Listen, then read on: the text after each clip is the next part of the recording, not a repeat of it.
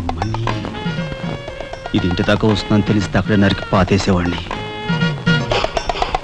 ఎవరమ్మా నువ్వు? సామాన్తో పాటు దిగిపోయా?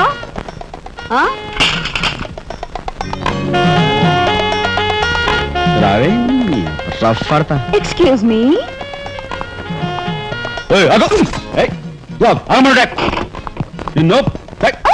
ఏమిటి ఏమిటి దౌర్జన్యం?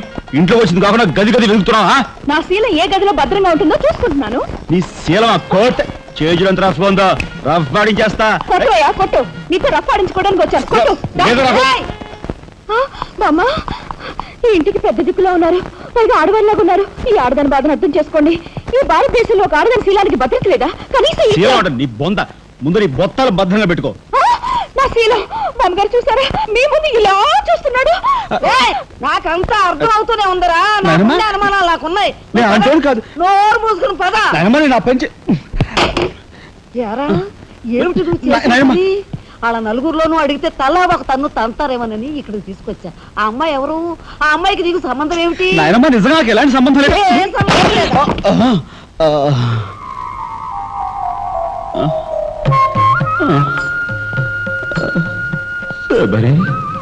ఏం జరిగింది? అయ్యో దేవుడు, నువ్వు వచ్చావా? అవును శబరి, నా శబరి ఆవేశం చూసి ఏం జరుగుతుందా అని వచ్చాను. ఏం జరిగింది? ఇంకా ఆవేశం ఏమిటయ్యా? నీ అంశతో పుట్టిన నీ మనవడు ఏం చేశాడో చూడు. ఆ అమ్మాయిని ఎవరినో తీసుకొచ్చాడు. ఏనాడైనా మన ఇంటా అంటా ఉందా? శబరి, నువ్వు అనుకున్నట్టుగా చిన్నవాడు అలాంటి వాడు కాదే. నువ్వు అనవసరంగా ఆవేశపడలేవయ్యా అని సమర్థిస్తున్నావు. ఆ పిల్లేమో నా శీలమో నీ రోడ్డును పడ్డా అని అంటుంది. ఇప్పుడే ఆధారం లేని ఆ పిల్లని మన ఇంట్లో పెట్టుకోవాలా అక్కర్లేదా?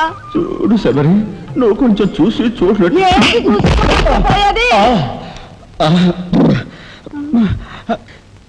నాయనమ్మా, ఏం జరిగింది? అయ్యో దేవుడు, వెళ్ళిపోయావు. ఎవరే ఎక్కడికి పోయారే? అక్క, దిక్కు ముక్కు లేని ఆడదాన్ని. భద్రత లేని ఏ ఇంట్లోనైనా ఉన్నాననుకో, నా శీల రౌడీలు పాలవదా?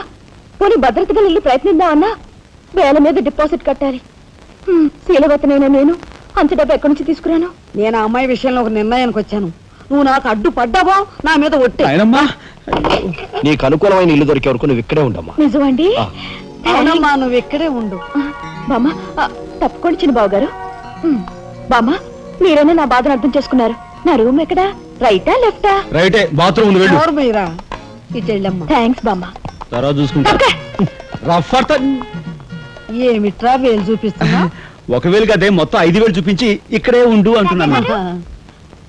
ఏమిట్రా, ఏం జరిగింది? మీ ఫ్రెండ్స్ అందరినీ పోలీసులు వ్యాన్లో ఎక్కించుకొని తీసుకెళ్తున్నారు.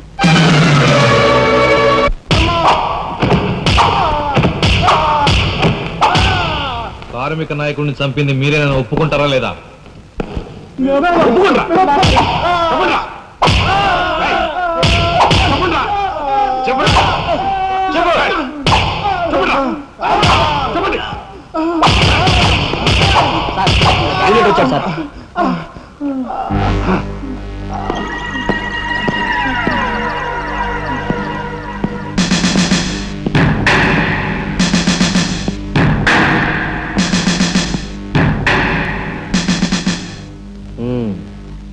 నువ్వేనా తొట్టి గ్యాంగ్కి లీడర్వి? తొట్టి గ్యాంగ్ కాదు, అనుకుంటే ప్రాణాలు తోడే గ్యాంగ్. ప్రాణాలు తోడే గ్యాంగ్. అందుకే ఆ కార్మిక నాయకుడు ప్రాణాలు తోడేశారు, అవునా? ఏమిటి? మర్యాదగా నేరం ఒప్పుకో, లేకపోతే మేమేం చేస్తాం మాకే తెలియదు. మీకే తెలీదా? పాపం ఆయనకే తెలియదంట. ఏమిట్రా వెటకారం? ఉండేలా ఉంది. మర్యాద రాగి నోరు పారేసుకున్నావో చెయ్యి చూడు ఎంత రఫ్ గా ఉంది. రఫ్ పాడించేస్తాను.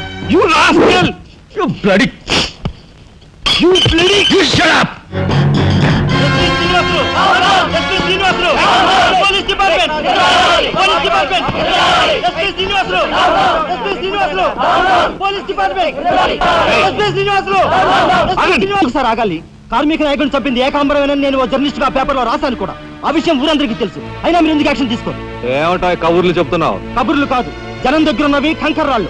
ఒక కార్మిక నాయకుడు దారుణంగా హత్య చేయబడితే మీ డిపార్ట్మెంట్ ఏం చేస్తుంది అని ఈ జనం మిమ్మల్ని నిలదీయడానికి వచ్చారు. దోషుల్ని లోపల పెట్టి తగిన విధంగా శిక్షించి అసలు విషయం రాబడుతున్నాం. ఇందులో మీరు వచ్చారు. ఎవరండి దోషులు?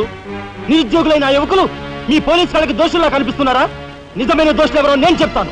నా దగ్గర కొన్ని ఆధారాలు ఉన్నాయి. మీకు చావుంటే చేయగల దమ్ముంటే వాళ్ళని పట్టుకోండి, అంతేకాని అమాయకులు నిర్బంధించి రాక్షసంగా ప్రవర్తిస్తే మా పత్రికా లోకం చూస్తూ ఊరుకోదు. నిజాన్ని నిర్భయంగా రాసి దేశానికి సార్ చెప్తుంది. సభాష్ మిస్టర్ దాశరథి, మీలాంటి జర్నలిస్టుల వలన నిజంగా దేశానికి ఎంతో మేలు జరుగుతుంది. Thank you very much. నిజాలు తెలుసుకోకుండా ఇలా పశువులా ప్రవర్తించి మీ పోలీస్ డిపార్ట్మెంట్ పరువు తీయకు. సిగ్గుచేటు. పోలీసులు పోలీసులు పోలీస్ డిపార్ట్మెంట్ పోలీసులు పోలీసులు లోపల రండి దాశరథి గారు, మీ దగ్గరున్న ఆధారాలతో చట్టానికి సహకరించండి. రండి. కమ్.